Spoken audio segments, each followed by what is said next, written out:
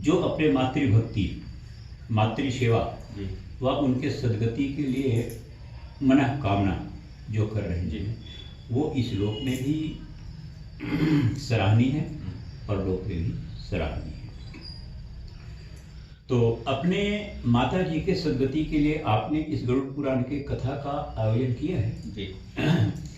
तो इस कथा के प्रति मन में किसी भी प्रकार की कोई दुर्भावना हो, किसी भी प्रकार की कोई अहम ना हो, किसी भी प्रकार की कोई मोह ना हो, जिस लक्ष्य को लेकर के आप गरुड़ पुराण के कथा श्रवण करने का आयोजन किया है, मात्र जो है लक्ष्य वही हो। अब रही बात गरुड़ पुराण की, तो 18 प्रकार के पुराणों में गरुड़ पुराण भी एक महत्वपूर्ण पुराण है। और गरुड़ पुराण की कथा प्रारंभ होती है, कथन प्रारंभ होता है नैमिषारण्य क्षेत्र से। नैमिषारण्य क्षेत्र आप जानते हो जी। नैमिषारण्य क्षेत्र उत्तर प्रदेश में लखनऊ से 243 किलोमीटर की दूरी पर गोमती नदी के तट पर विद्यमान है। नाम है उस क्षेत्र का नैमिषारण्य। और चारों वेद छह शास्त्रों में प्रमाण मिलता है कि वो दिव्य नैमिषारण्य जो है वही हमारे धर्म सनातन धर्म से संबंधित जितने भी वेद हैं, पुराण है, अन्य शास्त्र आदि हैं, वो नैमिषारण्य क्षेत्र ही सबका जो है जन्म स्थान है, अर्थात वो जन्म स्थल है। तो एक बार हुआ क्या, सतयुग के चतुर्थ चरण में उस नैमिषारण्य में 88,000 सौनक आदि ऋषि एकत्रित हुए। ये जो कथन मैं बता रहा हूँ ये केवल गरुड़ पुराण में ही नहीं, सभी पुराणों में जो है उल्लिखित रूप में जो है पढ़ने को और सुनने को मिलता है। जैसे छोटे से पंचाध्यायी सत्यनारायण व्रत की कथा, उस कथा के किताब के प्रथम पृष्ठ को आप खोलोगे तो पहले श्लोक में ही जो है लिखा हुआ मिलता है कि नैमिषे निमिषेत्रे ऋष्या सौनकादयः प्रबुच्छ मुनिया श्रुतम पौराणिकम खलु। इस श्लोक का अर्थ होता है, तो वो श्लोक ये गरुड़ पुराण का भी पहला श्लोक है। इसका अर्थ होता है कि 88,000 सौनक आदि ऋषि आपस में एकत्रित हुए और आपस में एकत्रित होकर के आपस में ये चर्चा करते हैं कि जब से हमने पढ़ लिख के तैयार हुआ है, जन्म लिया पढ़ लिख के तैयार हुआ है, तब से बड़े बड़े विद्वानों के मुंह से हम कथा सुनते आ रहे हैं और यथावती लोगों को हम कथा भी सुना रहे हैं। लेकिन कथा सुनाने और कथा सुनने पर किसी भी प्रकार के हमारे आत्मा को शांति नहीं मिली। आत्म शांति जो है वही मानव जीवन के सबसे ऊंची पूंजी है। इस वर्तमान कलिकाल में 100% लोग जो है रुपया पैसा धन दौलत सोना चांदी घर द्वार खेती खार को ही अपना जो है महत्वपूर्ण पूंजी मानते हैं। वो महत्वपूर्ण पूंजी नहीं है। ये जिसको आज के लोग अपना पूंजी मानते हैं वो पूंजी तो केवल एक क्षण मात्र के जो है सुख देने वाला है, वो जहाँ के तहाँ रह जाएंगे। और आप पढ़े लिखे व्यक्ति भली भांति आप जानते हो, गर्वपूर्वक लोग कहते हैं कि ये मेरा घर है, इसको मैंने बनाया, ये मेरा खेत है, इसको मैंने बनाया है, ये मेरा धन दौलत है, इसको मैंने बनाया है, ये जानवर पशु मेरे हैं, इसको मैंने बनाया है, ये जितना बड़ा परिवार है, समाज है, वो दिन बात उठी समाज आई, ये समाज मेरा है। ये सब जो बातें उठते हैं ये सब जो है मिथ्या बातें होता है। नीति कहती धर्मशास्त्र कहता है कि धराणि भूमौ पशुओं ही गोष्ठे, ये गरुड़ पुराण के प्रथम अध्याय के और 17वें नंबर का श्लोक है। लिखा गया इसमें कि धराणि भूमौ पशुओं ही गोष्ठे नारी गृहे द्वार सखा श्मशाने देहे चितायाम परलोक मार्गे धर्माणि गो गच्छति जीव एषा। जिस भूमि को लोग जमीन को लोग अपना समझते हैं और जब जाने का समय आएगा तो वो धरती जहाँ के तहाँ रखी रह जाएगी। वो ये नहीं कहेगी कि चलो मेरा मालिक जा रहा है कि मालकिन जा रही है तो मैं 2 कदम चल के उनको विदाई दे दूँ, वो जहाँ के तहाँ रह जाएगी। पशुओं ही गोष्ठ है, पशु अपने खूंटे में बंधे रह जाएंगे। वो ये नहीं कहेंगे कि चलो हमारे स्वामी जा रहे हैं तो कम से कम दरवाजे तक उनको विदाई दे दें।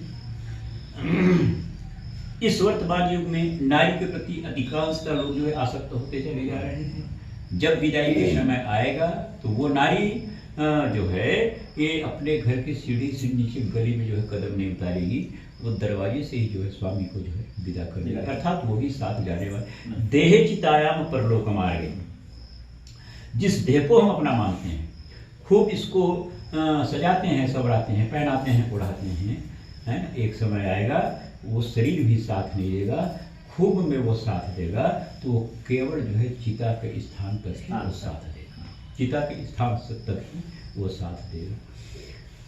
तो ये जो ऋषिगण थी जिनकी संख्या 88,000 थी, वो सूत जी से पूछते हैं कि स्वामी ये संसार तो नश्वर है, कभी ना तो किसी का काम आए ना कभी किसी का काम आए, तो जीवन भर साथ निर्वाह करने वाले और मरने के बाद हाथ पकड़ के भगवान के चरण तक पहुंचाने वाला ऐसा कौन सा शाश्वत साधन है?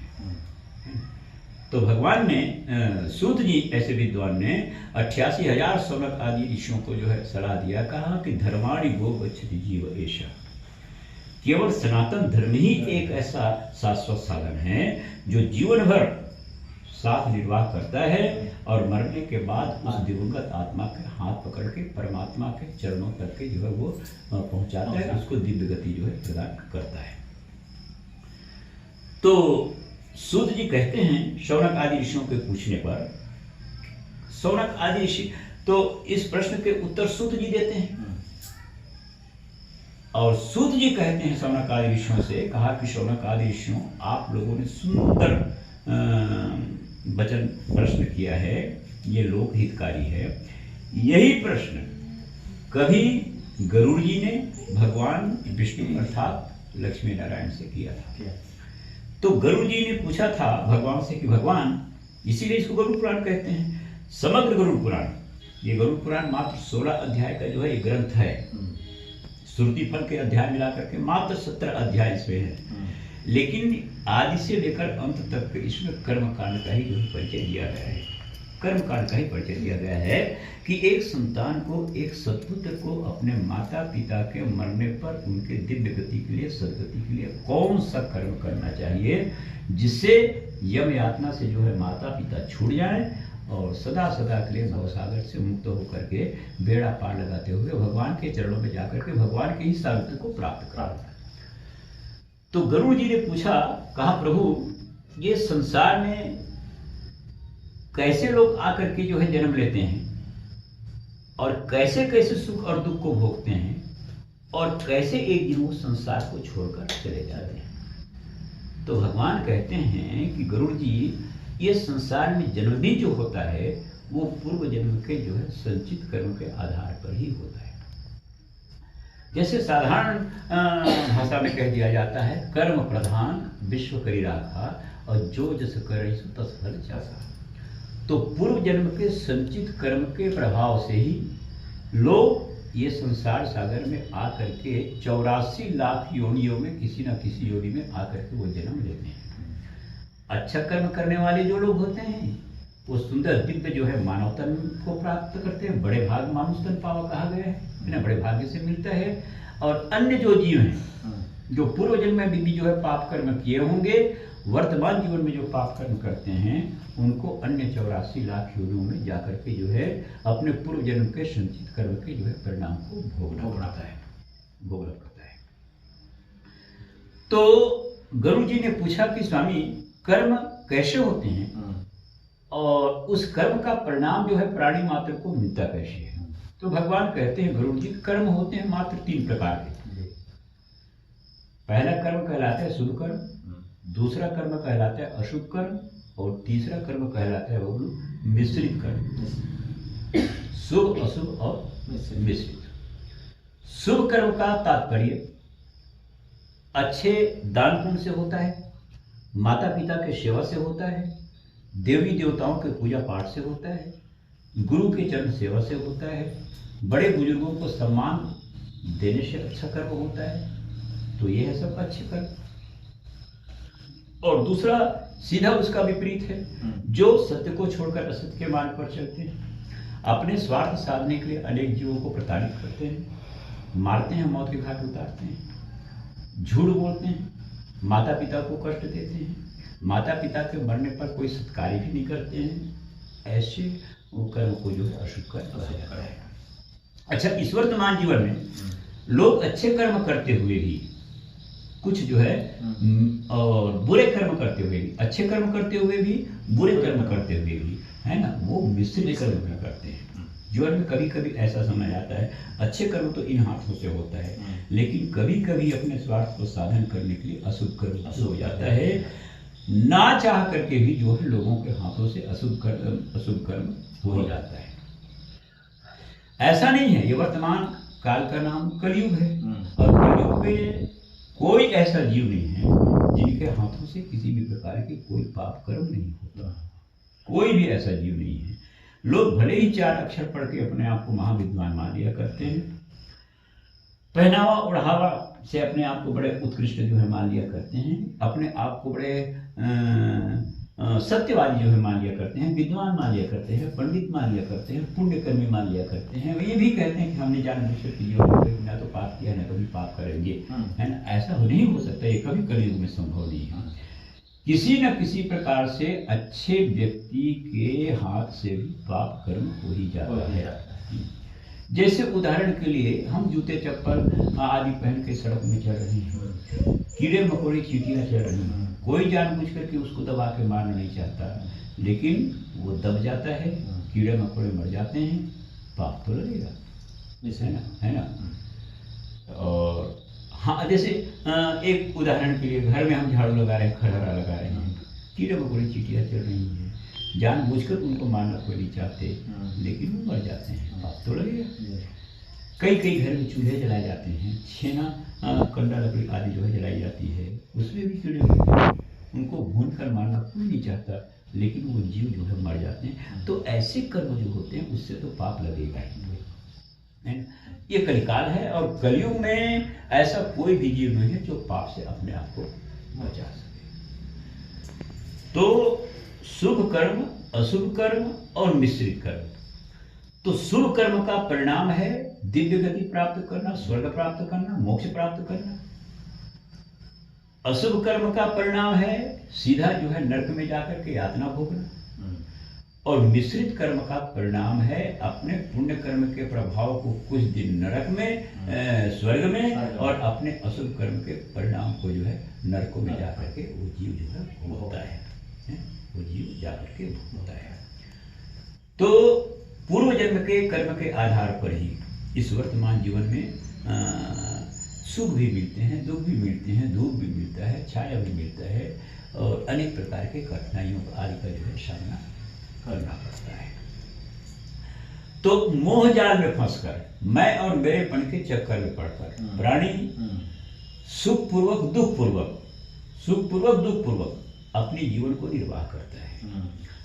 और पूर्व जन्म के पाप कर्म के प्रभाव से ही चौथेपन में ये जो 5 भौतिक शरीर है, ये शरीर 5 भौतिक है, क्षिति जल पावक गगन समुद्र, ये 5 तत्वों से ये निर्मित है, पंच प्रकृति से, है ना। क्षिति माने होता है पृथ्वी, जल माने होता है पानी, पावक माने होता है आग, गगन माने होता है आकाश, समीर माने होता है हवा।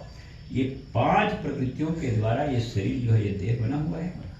तो ये शरीर जो है, मैं और मेरेपन की जो है रास्ते पर चलते चलते, सुख दुख भोगते भोगते एक दिन ये जो है मरणासन्न अवस्था को प्राप्त करता है। विशेषकर इस कलयुग में पूर्व जन्म के पाप कर्म के परिणाम से ही मरण काल में, आतुर्भाव काल में प्राणी को असाध्य बीमारियां हो जाया करती हैं। आजकल 100% जो ऐसा हो रहा है, असाध्य बीमारियां हो जाती हैं। बीमारी से वो जीव त्रस्त रहता है, और अंततः आतुर्भाव को प्राप्त होकर के वो मरण शैया में पड़ जाता है। श्वास उग्र हो जाता है, शरीर में अत्यंत वेदना होती है, तकलीफ होती है, अकथनीय तकलीफ। गरुड़ पुराण में तो लिखा गया है कि काश श्वास समायुक्त, अभी इस वाक्य को मैं पढ़ा हूँ, काश श्वास समायुक्त कंठम घुरघुरायते, कंठ से घुर घुर के आवाज आने लगती है, आंखें फट जाती है। छत्तीसगढ़ में लोग कहते हैं कि इनको चंद्रस लग गया। वो कोई चंद्रस वंद्रस नहीं लगता है। सबके पलकों में निमि नाम के राजा बैठे हुए हैं, और उनके वजन के कारण ही हमारा आपका ये फर्क जो है ऊपर नीचे होता है। जब वो राजा निमि ये जान लेता है ये तो असाध्य बीमारी से ग्रसित हो गया है, अब ये संसार में रहने लायक नहीं है, अब तो इस लोक से परलोक का जो है ये गमन करने योग्य हो गया है, तो वो राजा निमि जो है पलक को छोड़ करके भाग जाते हैं। अच्छा। इस कारण जो है ये आंखें जो है फट जाती है। उसी को हमारे छत्तीसगढ़ में कहते हैं चंद्रश लग गया, तो था चंद्रश वगैरह कुछ नहीं लगता है। तो कहते हैं भगवान की गरुड़ जी, जिस समय प्राण छूटने का समय आता है, अंतिम सांस लेने का समय आता है, तो काश श्वास समागता कंठम गुरखुरायते, उग्र श्वास जो है उग्र हो जाया करता है, कंठ से गुरु गुरु के आवाज आने लगती है, आंखें फट जाती है, और उस समय उस मरने वाले प्राणी के शरीर में 1000 बिच्छुओं के काटने का वेदना अर्थात दर्द होता है। इतना दर्द होता है, बिच्छू का दर्द बड़ा दुखद होता है, बड़ा कठिन होता है ना। एक बिच्छू का दर्द जो है सहन मुश्किल होता है, 1000 बिच्छुओं के काटने का दर्द मरने वाले प्राणी को अंतिम सांस के समय में होता है। आंखें फट जाती हैं। आंखें फटने पर वो जीव अपने आंखों के सामने जो है वो साक्षात यमराज को देखता है। उस समय ना तो मुंह बोल सकता है, ना तो आंख अत्र तत्र देख सकती है, ना तो किसी के बोलने पर जो है कान सुन सकता है। उसका ध्यान यमराज के ऊपर ही होता है, और अपलक दृष्टि से वो यमराज को देखते हुए, उसके भयावह स्थिति को देखते हुए, भैंसे की सवारी है, 18 उसके भुजन है, 1 योजन अर्थात जो है 4 कोस की जो है उसके शरीर का परिणाम बताऊंगा, आगे मैं इस पर चर्चा करूंगा और विस्तृत रूप से, है ना। 1 योजन का जो है यमराज का शरीर है, बड़े बड़े जो है उनके स्पर्श जो है दांत दाढ़ आदि जो है दिखता है, बहुत लंबा जो है उनका केश है, बड़े बड़े लंबी जो है मूछें हैं, दाढ़ी है, हाथ में मुगदर अनेक प्रकार के जो है अस्त्र शस्त्र पकड़े रहते हैं, भैंसा के ऊपर वो सवारी करते हैं, और ऐसे भयावह यमराज के रूप को देखकर वो जीव 5 भौतिक शरीर को छोड़कर, जो पुण्यशाली जीव है, ऐसे प्राणियों का जीव कपाल से बहिर्गमन होता है, और जो पाप कर्म में अपने जीवन निर्वाह करने वाले जीव होते हैं, उनका प्राण जो है गुदा द्वार से जो है बहिर्गमन करता है, बाहर निकलता है। वो जीव यमराज के डर से शरीर को छोड़कर शरीर से बाहर निकल के भाग जाना चाहता है ना, यमराज से बच जाना चाहता है। लेकिन जैसे ही शरीर से वो जीव बाहर निकलता है, तो यमराज के अनेक दूत जो है दौड़े चले आते हैं, और उस जीव को यमराज की कृपा से, उनके आशीर्वाद से अंगुष्ठ मात्र ममलम, ये बात जो है शब्द लिखा हुआ है गरुड़ पुराण में, अंगुष्ठ मात्र ममलम, माने अंगुष्ठ माने होता है अंगूठा, अंगूठे के पौर इतना बड़ा, वो जो है जीव को वो यम के दूत लोग यमराज के आदेश से, है ना, शरीर देते हैं। वो शरीर कहलाता है पुराण के भाषा में यातनामयी शरीर, वो यातनामयी शरीर है। कल मैं चर्चा कर रहा था, ये शरीर के 2 गति हैं, एक अधोगति और एक ऊर्ध्वगति। जब तक संसार में जी रहा है उसकी गति अधोगति है, नीचे है, और जब शरीर छूट जाता है तो वो जीव की गति जो है ऊर्ध्वगति हो जाता है, वो ऊर्ध्वगामी हो जाता है ना, आकाश की जो है वो पथिक बन जाता है। तो उसको अंगुष्ठ मात्र, अंगूठे के पोर इतना जो है यमराज के द्वारा शरीर दिया जाता है। उस भागने वाले जीव को यम के दूत फंदे में जो है बांध लेते हैं, फांसी के फंदे भी लगा देते हैं, मुगदर से पीटते हैं, और जैसे एक कसाई पशु को खींचते हुए ले जाया करते हैं, उसी प्रकार यम के दूत जो है उस जीव को खींचते हुए यमलोक के मार्ग पर ले चले हैं।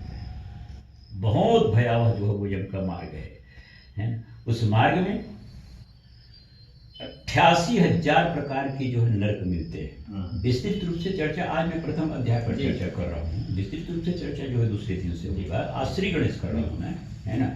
तो 16 गांव जो है उसको पार करना पड़ता है, 88 लाख जो है नरकों को जो है उसको पार करना पड़ता है, खाने पीने को कुछ मिलता नहीं है, तपती बालू पर नंगे पैर जो है चलना पड़ता है, चलने में वो जीव असमर्थ हो जाता है, भूख प्यास से असमर्थ हो जाता है, रोने लगता है, चिल्लाने लग जाता है, गिरता है, पड़ता है, संभलता है, तो गदा से और अनेक प्रकार के जो है डंडा आदि से, अस्त्र शस्त्र आदि से उस जीव को यम के लोग जो है प्रताड़ित करते हैं।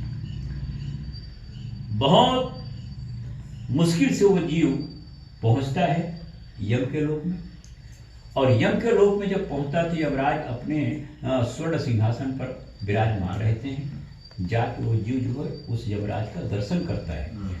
उस यमराज को जिसको मरते समय वो देखा रहता है, उसको जो है दोबारा जाकर के वो यमलोक में वो जीव दर्शन करता है। और यमराज के दर्शन करने के पश्चात यमराज के ही आदेश से वो यम के जो दूत होते हैं उस यातनामय शरीर को, अंगुष्ठ मात्र जिसका आकार है, उस जीव को 13 दिन के लिए जो है पुनः उसके निवास स्थान में वापस जो है यमराज जो है भेजते हैं। ये बात सर्वमान्य है। हमारे हिंदू धर्म में 13 दिन तक के जो है किसी के मरने पर जो है कर्मकांड आदि का यथायोग्य जो है पालन किया जाता है ना। 10 दिन में दशरात्र होता है, 4 दिन में चतुर्थी होता है, 11वें दिन में सपिंडी पिंडा पड़ता है, और 11वें दिन में जो है प्रेत भोजन कराते हैं। प्रेत भोजन वो होता है जिसको हम लोग महापात्र कहते हैं, छत्तीसगढ़ी भाषा में उसको कटहा कहते हैं, है ना। वो 84 लाख योनि में एक योनि है, इसलिए उसको जो है प्रेत योनि जो है माना जाता है, उसको प्रेत में जोड़ जाता है, माना जाता है। तो 13 दिन पर्यंत जो है इस मृत्यु कर्म को लोग करते हैं। वो जीव किसी न किसी स्थान में बैठ करके अपने पुत्रों के द्वारा, संतानों के द्वारा, परिवार के द्वारा किए हुए कर्म को वो देखता है। उन्हीं के दिए हुए भोजन को वो जीव जो है भोजन करता है। उनको भोजन देने वाला और कोई नहीं होता। आपने देखा होगा, आप भी कर रहे हैं। नहाने के बाद, जलांजलि देने के बाद वो जो दोनिया दिया जाता है, दोनिया, वही जो है एक कहा जाए कि एक पिंड है, एक पिंड है। उस पिंड को ही वो जीव जो है पाता है, और वो भी बहुत कम मात्रा में। आजकल अधिकांश जगह देखा जाता है एक छोटे छोटे दोने बनाए जाते हैं, और उस दोने में ही जो है खाने पीने की वस्तु भर करके जो है घर के बाहर रखा जाता है। ऐसा विधान नहीं है। वो खाने पीने की जो वस्तु है उसको इतना देना चाहिए जिससे वो दोने जो है छलक जाए, और मैं कहूँ कि जो है 4 लोग जो है उसमें जो है संतुष्ट हो जाए। ऐसा जो है उसका एक माप होना चाहिए। इसलिए होना चाहिए क्योंकि गरुड़ पुराण का कहना है जो वो दोनिया दिया जाता है वो एक पिंडदान है, श्राद्ध है, वो 4 भाग में विभाजित हो जाता है। वो 4 भाग में वो विभाजित हो जाता है। तो 4 भाग में से 2 भाग को तो ये पंचभूत जो है छीन करके खा जाते हैं। क्षितिजल, पावक, गगन, समीर, जो ये पंच प्रकृति है ना, वो 2 भाग को छीन के खा लेते हैं। अब 2 भाग बचा, एक भाग को जो है यम के जो दूत हैं, जो उनको बांध के वहां पर रहते हैं, वो जो है लूट कर खा लेते हैं, और 1/4 भाग को उस जीव को खाने के लिए मिलता है। 1/4 भाग ही मिलता है। तो इस प्रकार दुनिया देते समय, श्राद्ध करते समय किसी प्रकार जो है खान पान की वस्तु में कमी नहीं करना चाहिए। पर्याप्त रूप में जो है उसको दुनिया देना चाहिए। ये सर्वथा जो है नवीन विश्लेषण जो है पूर्ण सत्य रूप में प्रथम बार में ऐसा देना चाहिए। इसमें तो बहुत कर्मकांड का विश्लेषण दिया, बता आज तो मैं श्री गणेश कर रहा हूँ, कल से विस्तृत से मैं चर्चा करूँगा, सब प्रमाण मैं उसको चर्चा करूँगा। तो आज गरुड़ जी ने जो पूछा भगवान से और जो उन्होंने उत्तर दिया, उस पर मैंने आज चर्चा कर दी, है ना। और अब बाकी चर्चा जो है कल से करेंगे। अब प्रतिदिन जो है 3-3 अध्याय के उसको करेंगे। माने हमको 9वीं पर्यंत ये गरुड़ पुराण पर चर्चा करना है। 10वें 11वें को तो बंद रहता है, और जिनसे बनता है वो 12वें दिन समाप्ति कर देते हैं, जिनसे बनता है वो 13वें दिन